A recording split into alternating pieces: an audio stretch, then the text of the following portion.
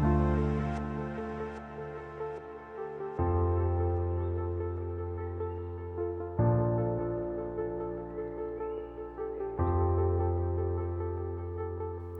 right, everyone, it's good to be back with you.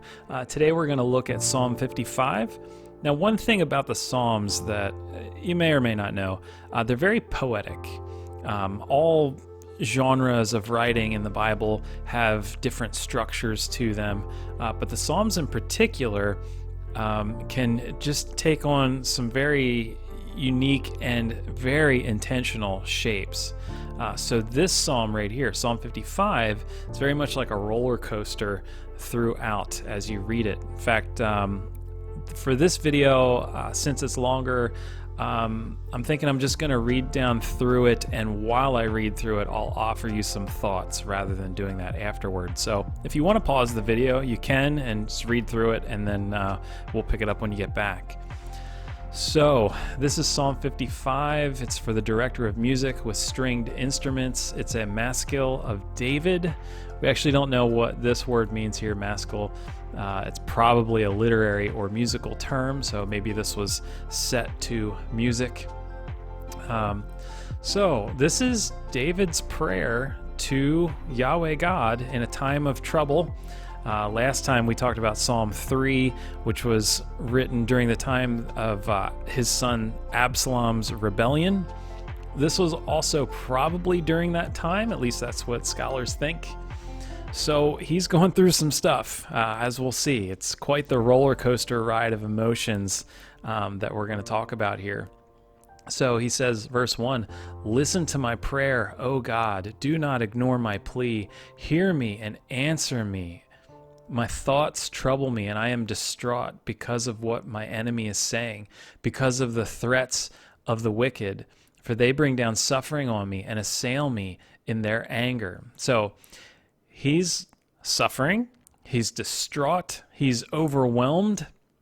Let's look at verse 4. His heart is in anguish within him. The terrors of death have fallen on me. Fear and trembling have beset me. Horror has overwhelmed me. So you have different descriptive words that are firing off one right after the other. His heart is in anguish. So this isn't just an emotional anguish. I mean, this is a literal, like, I feel it in my heart, like heart palpitations. If you've ever had, anxiety, you've felt your heart race. I've had that many times. There's this anguish is within him. There are terrors of death that has fallen on him, fear and trembling and horror. Like, all of this is to convey the image that he is completely overwhelmed at this point. He's in the lowest of the low point of the roller coaster, right? Well, you would think that, but surprisingly, it gets lower, actually. And, he's so overwhelmed, he says in verse 6, "Oh, that I had the wings of a dove." Like I wish he's like, I wish I could just fly away. I'm sure you felt like that. You're in these times where you're facing real anxiety and you wish you could just kind of leave and go off to that desert island and just be by yourself and at peace. He says, "Oh, that I wish I had the wings of a dove. I would fly away and be at rest. I would flee far away and stay in the desert. I would hurry to my place of shelter, far from the tempest and the storm." So it sounds like he has a place in the desert that he stays. We know that during the time that Absalom was rebelling, like we talked about last time, David fled along with some other people. He had nothing but the clothes on his back. He didn't even have shoes, but apparently he has a place to stay. So he's kind of longing for that at this point. And then he addresses God. He says, "Lord," or he calls him his Adonai, which is master. "Lord, confuse the wicked, confound their words."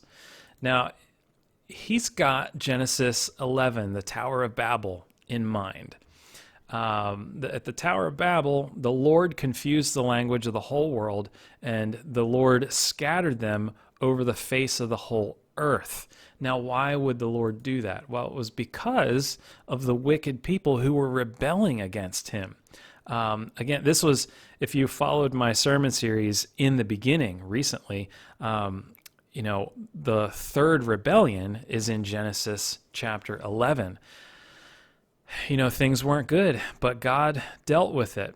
And time again, David saw that God, he remained faithful to his promises, and he dealt with people who were wicked and evil, and he blessed those who were loyal to him.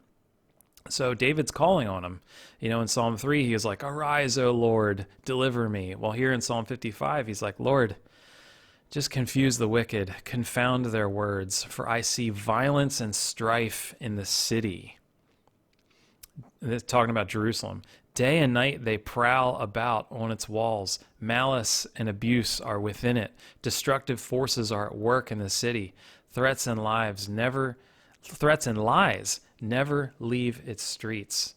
Lies about what? Well, probably lies about David, about that, he wouldn't be able to lead his people anymore. These are the lies that Absalom was spreading. And David says, "If an enemy were insulting me, I could endure it. If a foe were rising against me, I could hide." I mean, he's been through that before. If you think of when he wasn't king, there was King Saul who was going after David to kill him, and David went into hiding. He's like, so if a foe were to rise up against me, I could hide. I think we could resonate with that. We've probably been insulted, and it happens. At the very least, we could run away if someone is trying to attack us. We were just talking to my son, Alex, does karate, and his karate master, Master Midas, just said last night that the number one best rule of self-defense is to run away. That's the best thing you could do. If at all possible, get away, remove yourself from the situation. So that's what David's saying here. Like, man, if a foe were rising against me, I could just hide, but it's worse than that. So here's where the roller coaster gets to a low point. David says in verse 13, "But it is you, a man like myself, my companion, my close friend, with whom I once enjoyed sweet fellowship at the house of God as we walked about among the worshipers." So who is this you here? Well, there's a debate about that, but I can tell you who it's not. He's not talking about God. He's talking about a close friend, one of his best friends, one of his trusted confidants, possibly someone high up. I've read that some scholars suggest that it was one of his counselors. They even named him. I can't think of the name right now because it was one of those that was hard to describe. But, again, it's hard to land on who it was, but it doesn't really matter. The thing is, this was one of his best, most trusted friends, and this person backstabs him. This person goes against him, and it's like, I personally have never felt that, like with one of my friends or best friends. I don't know that I've ever felt that sense of betrayal. But David, man, he's going through it here. And he's so upset. Verse 15, he says, "Let death take my enemies by surprise." He's not even wishing for their well-being or that God would just deliver them. He says, "Let them go down to the realm of the dead. Let them go down to Sheol, the realm of the dead, for evil finds lodging among them." I think he's basically given up on them. Like, look, he's at the lowest point of his life, and he's like, if they're going to act like that, then let's give them over to their own evil desires. And we do see God does that sometimes with people, gives them over. I think of Romans chapter 1. Verse 16, he says, "As for me, I call to God, and the Lord, Yahweh, saves me." The Lord, Yahweh, there's that personal name again. He saves me. He's using a personal name because he's a personal God, and David knows Yahweh personally. He says, "Evening, morning, and noon, I cry out in distress, and he hears my voice." Look at that. Isn't that interesting? It starts out with evening. Well, in the Hebrew tradition, even to this day, like when I was over in Jerusalem this past summer, even to this day, The typical day for, like in Jewish tradition, Hebrew tradition, starts with evening. So evening is the start, morning is the middle of the day, and noon is the end of the day. So this is why like their Sabbath starts in the evening at sunset. That's the beginning of their day. All of the festivals and stuff that they do all start in the evening. That's the start of their day. But what David's saying here is, all day I cry out in distress. There's not a moment that I don't cry out to my Lord, my God, in distress. But you know what? He hears my voice. He rescues me unharmed, even though enemies are, all around him. He rescues him unharmed from the battle waged against me, even though many, there's that word again, many oppose me. So God, who is enthroned from old, I think he's thinking back to Genesis 1 through 11 again. God, who is enthroned from old, who does not change. Now, there's something you can hang your hat on. God does not change. He remains faithful. He remains steadfast. The only people that change in our relationship to God are us. It's up to us to be faithful to Yahweh and to choose him every day, evening, morning, and noon. So God, who is enthroned from old, who does not change, he will hear them and humble them because they have no fear of God. Now, this is a problem. The people who were against David had no real fear of God because they just really sought to do things for themselves. They were trying to exalt themselves, lift themselves up into power. Absalom was trying to, gain the kingdom, and he just about did. But they have no fear of the real God, Yahweh God. David again addresses the fact that he has a best friend who stabbed him in the back. He says, "My companion attacks his friends. He violates his covenant. He breaks his promises. His talk is smooth as butter, yet war is in his heart. His words are more soothing than oil, yet they are drawn swords. His words cut and kill." I mean, do you know somebody? Have you known someone throughout your life that this would describe? Your one of your best friends stabs you in the back, breaks their promise. They talk the good talk, but you know that they don't mean what they say because they're only out for their own gain. Well, then David gives us some hope. He directly talks to the reader here. He says, "Cast your cares on the Lord, and he will sustain you." In other words, he's saying, look, if you're dealing with something like this, if you're dealing with the anxieties of life, like a friend stabs you in the back kind of deal, Yahweh God will never do that to you. He is the friend that can always be trusted.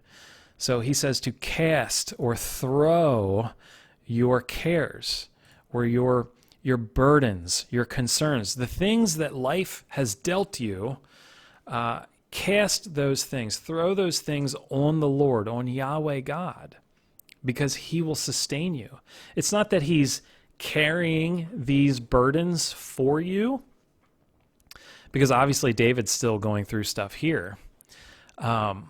But he is saying, give it over to God. Just stop worrying about it yourself. I know that's easier said than done.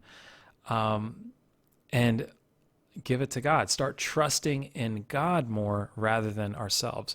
This has the sense of Matthew chapter 6, where Jesus is talking about how tomorrow has enough worries of its own. Let's focus on today, right? I'm doing a series on 1 Peter, and Peter actually quotes this. He changes the words just a little bit, but he says, "Cast all your anxiety on him because he cares for you." He's talking about Jesus. And this is true for us today. Jesus cares for you. So he's telling us to cast our anxiety on him. But how do we do that? Well, David is giving us an example of how we do that. Look back up here in verse 1. It says, listen to my prayer, O God. Do not ignore my plea. Hear me and answer me. Here's how we do it. We go to God in prayer. We need to be so honest with God and the things that we're going through. We just need to lay it all out. Look how David lays it all out. Even his most unsettling thought here, he says, let death take my enemies by surprise. He's talking to God here. How honest are we to God in our prayers? Are we kind of surfacey? Are we superficial? Or do we dive deep to the lowest part of the roller coaster and admit our fears and our worries, our anxieties, the things that we're going through to the Lord? And I think once we do, we can start to find peace, because the Lord will sustain us. He will never let the righteous be shaken. But you, God, will bring down the wicked to the pit of decay. The bloodthirsty and deceitful will not live out half their days. But as for me, check this out. David says, I trust in you. Despite everything David's going through, he trusts in his God, Yahweh God. In the same way, we can trust in Jesus, because Jesus is God. So I want to leave you with this quote from Dr. Beth Tanner. This is from one of my commentaries. She says that even in the midst of suffering and betrayal by human enemies and friends, the one praying knows that he can depend on God. So when we pray, we know that we can depend on God. Thousands of years later, we can still relate to the roller coaster emotions of betrayal and fear, and know, as this prayer claims, David's prayer, that we too can call upon God, the one enthroned from old, to come to our aid. Now, will God always answer our prayers the way we want them to? The way we want him to? No, because ultimately, God's will is what will be done. But we need to know that even in the midst of our suffering, even in the midst of our pain and anxiety and life's turmoil, God is with us. He can sustain us. He will sustain us. He is faithful. He is a friend that will never, ever stab us in the back. All right, I'll see you next time.